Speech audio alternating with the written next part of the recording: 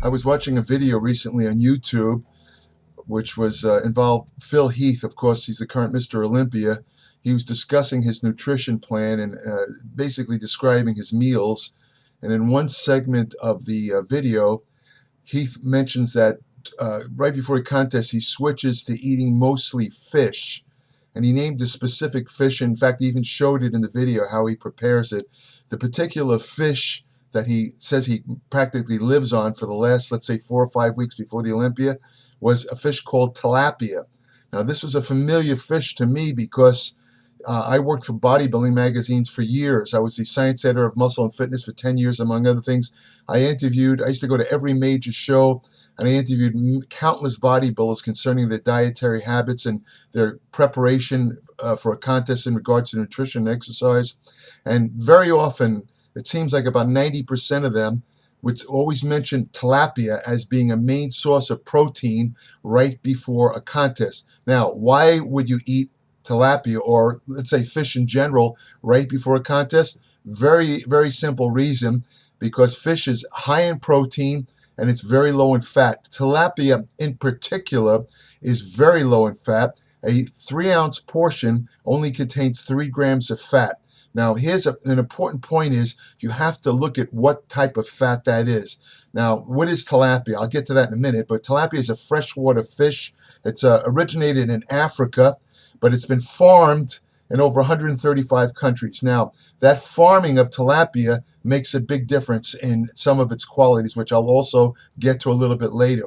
But the reason it's an ideal fish for farming, because a lot of fish don't thrive in crowded conditions. They actually, believe it or not, get stressed out when they're packed in close quarters. They like to swim in the ocean. They like a lot of space. But tilapia, I guess it's a dummy fish. It doesn't mind being crowded. In other words, you could stick it in with 1,000 other tilapia. It makes no difference. So basically, it thrives in a crowded environment, which makes it ideal for farming fish, because that's the way fish are farmed. They're just thrown in a big kind of tank, and they're farmed, literally. So, this thriving of tilapia in the farm situation causes them to grow quickly, and also they can consume a vegetarian diet, which is cheaper. It's cheaper and inexpensive. So, basically, it means that tilapia, they could sell it at a decreased price. So, it's actually more profitable for people who are involved in this fish marketing to sell tilapia. But China, the thing to consider about tilapia is that China is the world's largest producer of tilapia. They produce over 1.6 million metric tons annually, and they provide the majority of the United States tilapia imports. Why is this important? Because I think I've said this in previous videos. China has the lowest quality control in regards to food in the entire world. Any product from China is suspect. Years ago, creatine from China was found to contain contaminants that can make people sick. A lot of people who took Chinese-based creatine complained of gastrointestinal complaints, stomach aches, even nausea. China is a very, very bad source of anything related to food and drugs. And the largest producer of tilapia is China. That's something to keep into. But as far, again, related to the nutritional content, it's a good source of protein. Like I said, in 3.5 ounces, it has 26 grams of protein, and it only has 128 calories. So, a bodybuilder like Heath, who consumes tilapia as a primary source of protein before a contest, is getting a pretty good, a good source of protein and very few calories and very little fat. So yeah, you're going to get cut. Anybody would. If you can live on this stuff, you're going to get pretty muscular. There's no doubt about it. Of course, it has no carbohydrates at all. So there's another thing. As far as the vitamins and minerals go, tilapia is rich in the B vitamin niacin, vitamin B12, phosphorus, selenium, and potassium. It's also, like I said, it only has 3 grams of fat per serving. But here's the problem with the fat. In that 3 grams of fat, tilapia is an unusual fish because, most fish, especially fatty fish, they're the best sources of omega-3 fatty acids. Omega-3 fatty acids, specifically EPA and DHA, are very anti-inflammatory. They provide a ton of health benefits, which way too comprehensive to even talk about in this video, but I discuss it in my Applied Metabolics newsletter. If you're interested in the health benefits of omega-3, it's all in my newsletter. I'm not going to get into that here, other than to say that most fatty fish, such as mackerel, sardines, herring, salmon, these are all good sources of omega-3 fatty acids. Tilapia is unique among fish because it's a very poor source of omega-3. Even worse, it's a rich source of omega-6 fatty acids. Now, why is that important? Omega-6 fatty acids, as represented by the essential fat linoleic acid or arachidonic acid, these are omega-6 fatty acids. They tend to be inflammatory. So what does this mean in practical terms? If you're a bodybuilder and you have sore joints, sore knees, sore shoulders, and you rely on tilapia as your main source of protein, let's say before a contest, your joint pains are going to be greatly accentuated. You're going to probably ascribe it to your hard training or your diet or something else, but in fact, it's actually the omega-6 fats that are in tilapia that are exacerbating your joint pain, because these omega-6 fatty acids are turned into what they call inflammatory cytokines, which promote inflammation. Now, the key to controlling those omega-6 fatty acids is to have omega-3 fatty acids. The suggested ratio is a ratio of 1:1. Now, this is not found in tilapia, however. If you look at, for example, wild-caught salmon contains 2,500 milligrams of omega-3 per 3.5 ounce or 100 gram serving. So salmon's loaded with omega-3. Now, if you compare that to tilapia, what does tilapia have? Tilapia has only 240 milligrams of omega-3, which means that it has 10 times less omega-3 than is found in the same size serving as wild salmon. So, it's not really a great fish to eat, but it gets even worse. So,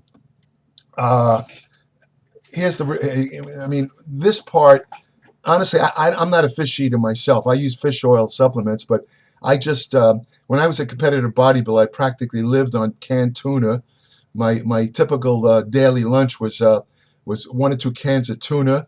I drained the oil out, or I'd use water-packed tuna, and I'd have also some cottage cheese, and that was my typical lunch, and I did this for 20 years, every single day. Because of that, I today can't even look at, if somebody's eating tuna in the room, I have to leave. I have an absolute repulsion to tuna, and I never liked any kind of fish. I just don't like fish.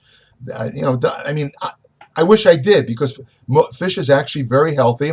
Like I say, it's loaded with fatty fish is loaded with omega-3 fatty acids.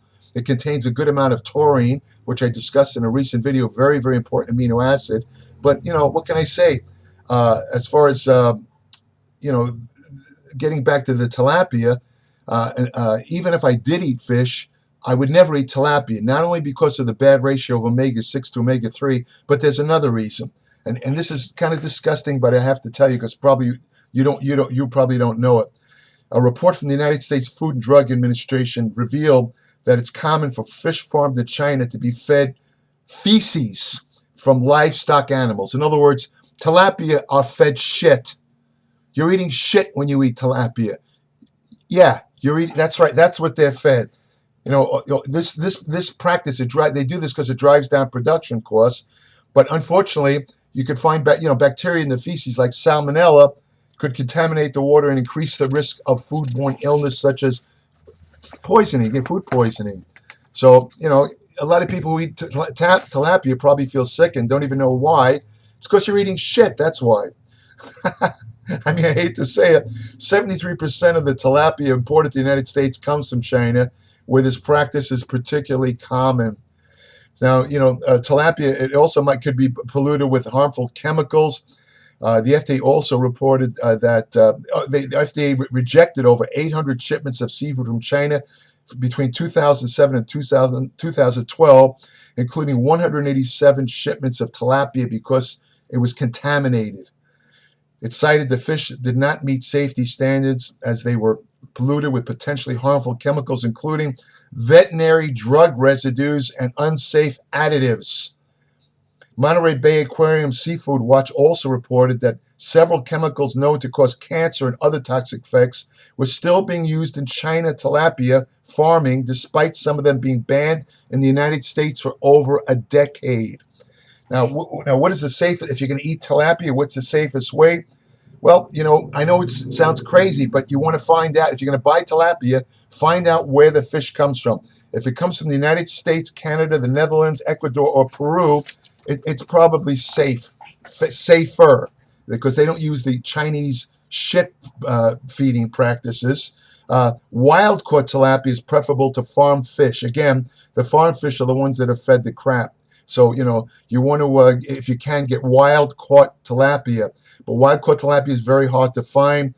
Most of the tilapia that you buy in stores or at fish markets is farmed. So it's very rare to find tilapia.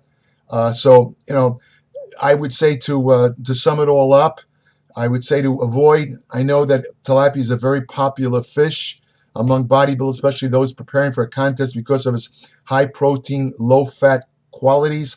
But, if you look at the negative aspects of tilapia, the fact that it's fed contaminants, it's fed shit, and also because of its unfavorable omega-6 to omega-3 ratio, I would say to avoid tilapia in favor of other fish. And I would say the type of fish you should eat are the fish that's rich in omega-3, fatty fish, salmon, trout, herring. Those are the, halibut. Those are the fish that, if you're going to eat fish, those are the fish you should focus on before a contest. So that's it for tilapia. If you want to have the best information on nutrition, exercise science, hormonal therapy, ergogenic aids, fat loss techniques that work,